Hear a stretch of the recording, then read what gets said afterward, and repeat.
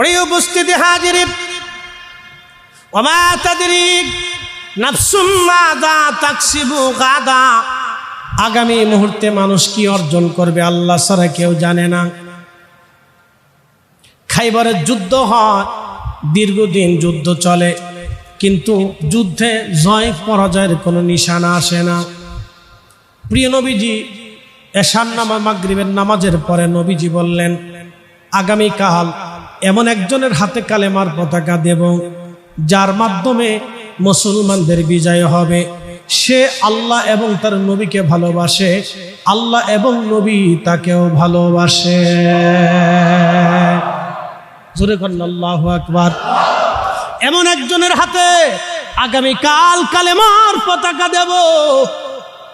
এশার নামাজের পরে নবীজি বলেন, সাহাবীরা রে, আগামীকাল এমন একজনের হাতে কালেমার পতাকা দেব যার মাধ্যমে কালকে খাইবার বিজয় হবে, তবে তাকে আল্লাহ এবং আল্লাহ রসুল ভালোবাসে, সেও আল্লাহ এবং তার রসুলকে ভালোবাসে। নবীজির সাহাবী সাদ বিন আবি ওয়াক্কাস রাদিয়াল্লাহু আনহু বলেন, সারা রাত্র ভরে কোন সাহাবী খাইবারের যুদ্ধের কোন মুজাহিদ রাত্রিবেলা ঘুমায় না। আবু বকর কাঁদে আর বলে, আল্লাহ ওই লোকটা যেন আমি হই। হযরত ওমর কাঁদে বলে, আল্লাহ ওই লোকটা যেন আমি হই। হযরত উসমান কাঁদে, আল্লাহ ওই লোকটা যেন আমি হই। তালহা, জুবাইর, আব্দুর রহমান ইবনে সাদ বিন আবি ওয়াক্কাস, সাহাবা আজমাইন রিদওয়ানুল্লাহি তাআলা আলাইহিম আজমাইন সবাই কাঁদে আর বলে, আল্লাহ ওই লোকটা যেন আমি হই, কারণ আল্লাহ এবং নবী তাকে ভালোবাসে। এর চাইতে বড় সার্টিফিকেট জমিনে আর কিছুই হতে পারে না। সবসে আলা আলামা রানবী, সবসে ভালা আলামা अपने मौला का प्यारा हमारा नबी, दोनों आलम का दूल्हा हमारा नबी, सबसे आला आला। साहबे आजमाइन सारा रात कान्ना करे, কোন সাহাবী রাত্রিবেলা ঘুমায় না, সবাই কান্না করে। আল্লাহ নবীজির ঘোষণা মোতাবেক আগামীকালে ঝান্ডাবাহী তুমি আমারে বানাও। সবাই কান্না করে, কিন্তু শেরে খোদা আলী কাররামাল্লাহু ওয়াজ তিনার চোখ উঠেছে। আপনারা তো জানেন চোখে একটা অসুস্থতা আছে, আমাদের দেশে বলে চোখ উঠা। চোখে অসুস্থতা আসে না, লাল হয়ে যায়। এটাকে আপনাদের চট্টগ্রাম কি বলে? হ্যাঁ, আচ্ছা, আমাদের অঞ্চলে বলে চোখ উঠছে, গরম আসি, চোখের গরম আসছে। এক এক এলাকায় এক এক রকম কথা, অসুবিধা নেই। চোখ উঠাও বলে অনেকে। যাই হোক, তো চোখ উঠেছে, প্রচন্ড ব্যথা বেদনা, তাকাইতে পারেন না, কষ্ট হয়। চোখের এই অসুস্থতা নিয়ে হযরত আলী রাদিয়াল্লাহু আনহু ফজরের নামাজ পড়লেন। নবীজি ফজরের নামাজ পড়লেন, নামাজ শেষ করে বলেন, সাহাবীরা রে, আমার আলী কই? বলি, ইয়া রাসূলুল্লাহ, আপনার আলীর চোখ উঠেছে, চোখে বেদনা, আপনার আলী বিশ্রামে আছে। নবীজি বললেন, সাহাবীরা আমার আলীকে নিয়ে আসো, আমার আলীর হাতে আজকে ঝান্ডা যাবে, কালেমার ঝান্ডা। আমার আলীর মাধ্যমে আজকে বিজয় হবে। আহা, চিৎকার মেরে বলেন না ইয়া রাসূলুল্লাহ। আল্লাহ বলেন, আমা তাদরি নাফসুম মাযা তাকসিবু গাদা। আগামী মুহূর্তে কার জন্য কি আসবে কেউ জানে না, সে কি অর্জন করবে তাও জানে না, কিন্তু হযরত আলীর মাধ্যমে বিজয় হবে। দরবারে মুস্তাফাতে খবর আছে, ঠিক কি না? ঠিক নবীজি সাহাবীরা হযরত আলীকে নিয়ে হুজুরের সামনে দাঁড়াইছে। নবীজি বলেন, আলী, কালেমার ঝান্ডা আজ তোমার হাতে, তোমার মাধ্যমে আজকে বিজয় হবে। হযরত আলী বললেন, হুজুর, বিজয় তো আমার হাতেই হবে। আপনি ইয়া রাসূলুল্লাহ, আমি তো অসুস্থ, আমার চোখ উঠেছে, আমি তাকাইতে পারি না, বড় কষ্ট হয়, আমার মাধ্যমে বিজয় কেমনে সম্ভব হবে? যুদ্ধের নেতৃত্ব এটা তো সাইট্টিখানি কথা না, এটা তো আর ক্রিকেট খেলার ফুটবল খেলা না। যুদ্ধ তো বুঝতে পারতেছেন, হয় মারতে হবে না হয় লড়তে হবে। এটা ফুটবল খেলা না, হয় মারতে হবে না মরতে হবে। আর যুদ্ধের নেতৃত্ব, সেনাপতিত্ব এটা সাইট্টিখানি কথা না। আল্লাহ নবী বলেন, আলী আমার কাছে আসো। প্রিয় নবীজির সামনে দাঁড়ানোর পরে হুজুরে কারীম সাল্লাল্লাহু আলাইহি সাল্লাম আর পবিত্র লালা মোবারক, থুতু মোবারক হযরত আলীর চোখের মধ্যে মেরে দিলেন। মারতে দেরি হয়, চোখ ভালো হতে দেরি হয় না।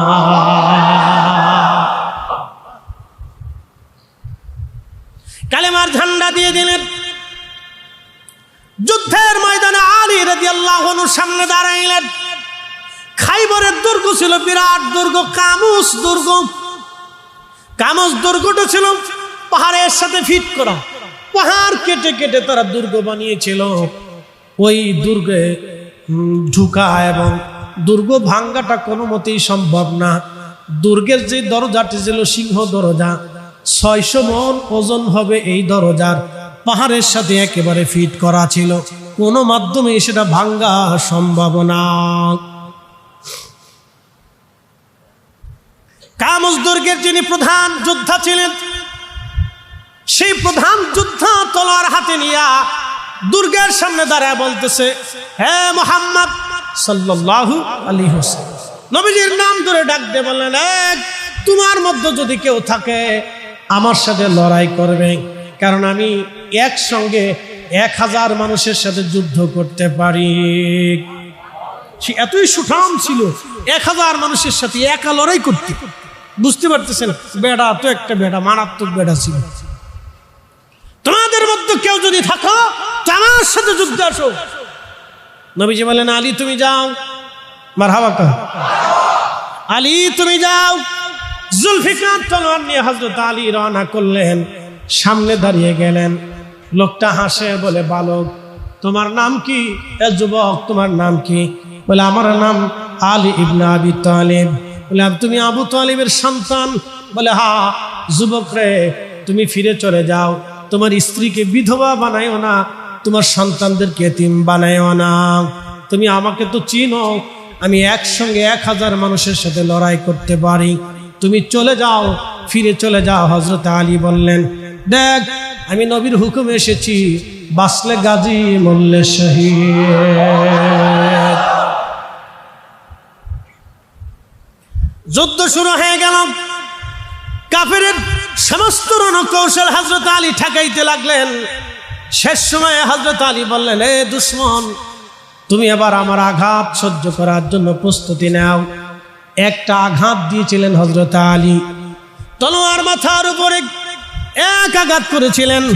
তলোয়ার দিয়ে আঘাত করার পরে ঢাল কেটে তার মাথার লোহার হেলমেট কেটে মাথার একেবারে মাঝখান দিয়ে লোহার পোশাক গায়ে দেওয়া ছিল সেটা কেটে দেহের মাঝখান দিয়ে 2 পায়ের মধ্যকর্ষ দিয়ে তলোয়ারখানা, যে হযরত আলীর তলোয়ার একেবারে জমিনের ভিতরে মুঠা পর্যন্ত গেড়ে গিয়েছিল।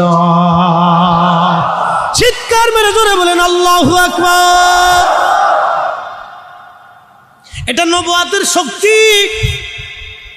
এই শক্তি পৃথিবীর কোথাও থেকে আমদানি হয় না।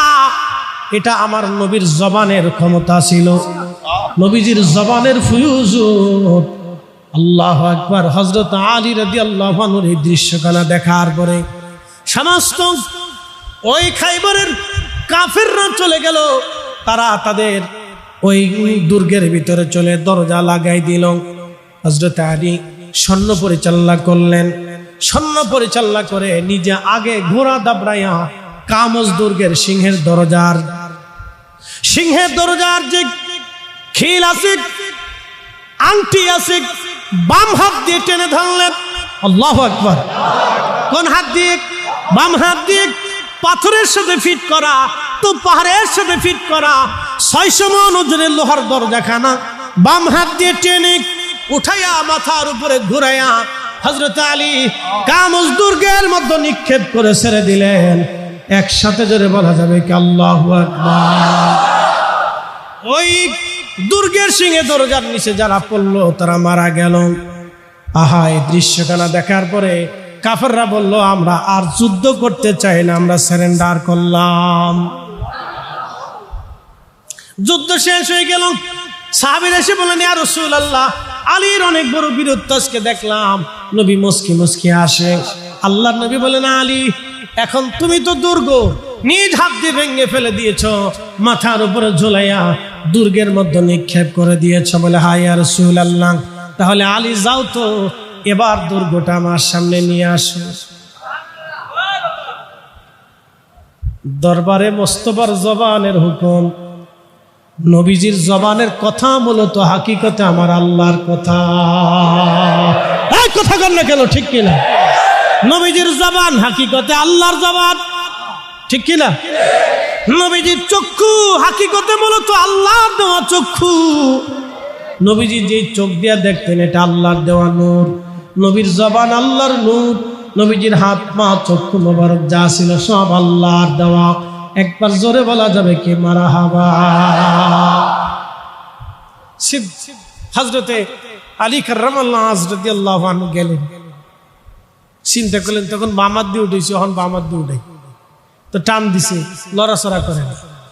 দুই হাত দিয়ে টান দিছে, লড়াচড়া করে না। সমস্ত শক্তি দিয়ে টান দিছে, লড়াচড়া করে না। ঘাম বের হয়ে আসছে, তাও লড়াচড়া করে না। ফিরে এসে নবীজির সামনে দাঁড়াইলেন, আলী, দুর্গ কোথায়? বলি, ইয়া রাসূলুল্লাহ, উড়াইতে পারি না। তখন ছিল রাসূলের পক্ষ থেকে হুজুর হুকুম। দরবারে মুস্তাফার ইজাজত ছিল তখন। দরবারে মুস্তাফা থেকে মঞ্জুরিয়ত ছিল হযরত আলীর জন্য, যার কারণে অসাধ্যকে সাধ্য করেছিলেন হযরত আলী কাররামাল্লাহু।